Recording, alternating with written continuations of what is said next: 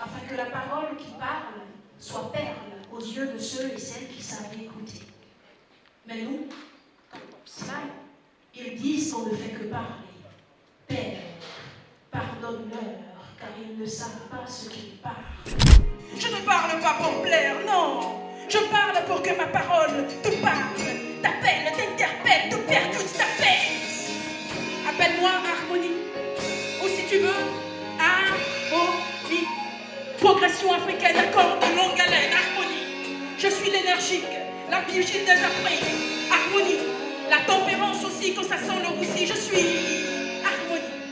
Une voix des temps nouveaux et une lumière du renouveau. Le monde aurait commencé par un conte de fées. C'est l'histoire d'Adam perdu dans un jardin d'Éden et n'ayant trouvé qu'Ève pour s'épanouir en tant qu'humain. En chaque femme donc se trouve cette Ève sans laquelle aucun homme ne serait épanoui. Et au vers qui va suivre, vous en donnerez la preuve. Que celui qui ici n'émane d'une femme se lève et me lance la première pierre. Nous ne sommes rien sans la femme. C'est elle qui fait le cœur de tout homme. C'est elle qui donne vie, c'est elle qui fait vie, c'est elle qui forme vie. Certaines sont torturées, triturées dans leurs droits à l'Assemblée. D'autres encore sont forcées à satisfaire l'esprit insatiable du mal mouvement. Des femmes sont éteintes parce que réduites au silence. Des femmes sont brisées et blessées sous le sale poids des traditions malsaines. Des femmes sont mises de côté juste parce qu'elles n'ont pas de faire de compte. L'histoire, vous la connaissez aussi bien que moi. Et si je me permets d'y revenir encore cette fois, c'est parce que les hommes ont oublié l'histoire de la création. 1, 2, 3, 4, 5, 6, 7. Mais c'est le préjugé est pensif à vie. La femme n'est pas un objet à oui. La seule chose qui le permet à vie, ce n'est rien d'autre que rester. Alors je brandis le code Morse. Je fais le SOS devant un monde brisé, écrasé, rompu, déstructuré. Un monde où la couleur de peau est devenue une différence. Un monde où seul l'argent fait la référence.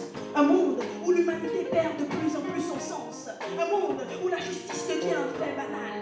Un monde où le racisme partout ou parfois s'étale. Un monde nouveau, mais avant il faut tout remettre en cause, tout saper parce que ça paye. C'est le long travail de sape sur des vies. Mais il y a des codes à ne point détourner. Le code civil, partie de toute société.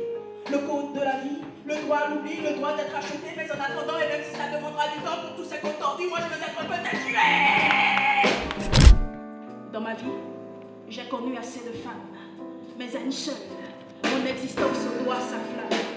Et si de ma personne des hommes sont tombés amoureux, c'est parce que d'une grâce, j'ai pu bénéficier d'une mère. Et il ne peut en être autrement.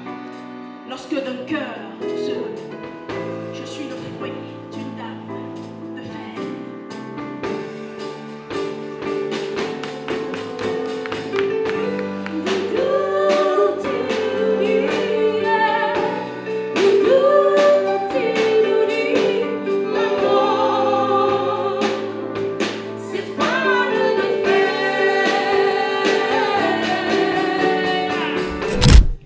Ma mère n'est pas une grande intellectuelle, mais mes plus grands enseignements, je les ai tirés d'elle.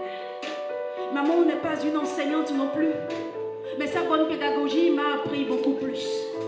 J'ai dû aller à l'université et étudier la gestion pour comprendre que maman était une grande économiste. Beaucoup plus que maman, moi, j'ai évolué dans mes études, mais à ses côtés, je perds mon altitude.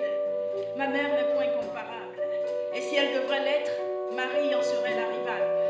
Maman, c'est mon modèle, et même si je ne le lui ai souvent pas dit, je me cache sous ses vers pour lui dire merci. J'ai pu bénéficier d'une mère. Il ne peut en être autrement lorsque le cœur.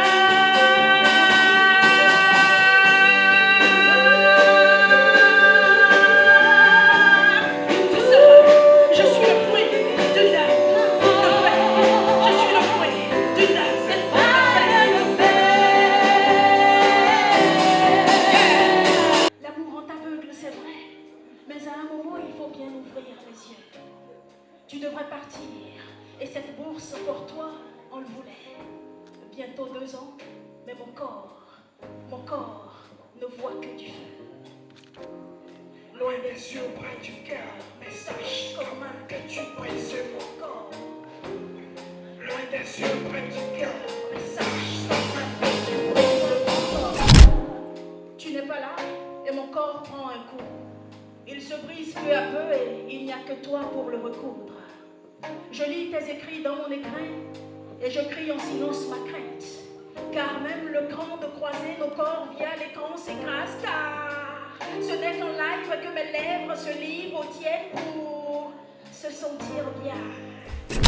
Aïcha est née hier seulement, mais aujourd'hui elle est une belle jeune fille dont beaucoup craignent le lendemain. Ses rondeurs et sa poitrine pesaient si peu face à ses 16 ans, et ce passage pubertaire lui faisait pousser de fausses ailes, ce qui ne la rendait pas sage. Cette tenue sexy ne laissait personne indifférent, surtout les plus vicieux.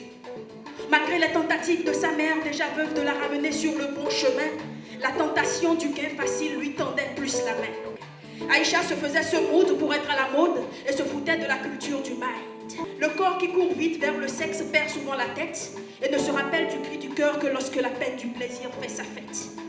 Aïcha est devenue toute pâle. Sa beauté s'est asséchée, elle ne devait séjourner qu'à son lit. À l'hôpital, le diagnostic était clair. Aïcha est enceinte et d'une IST, elle est atteinte. Aïcha doucement, il fallait s'occuper de tes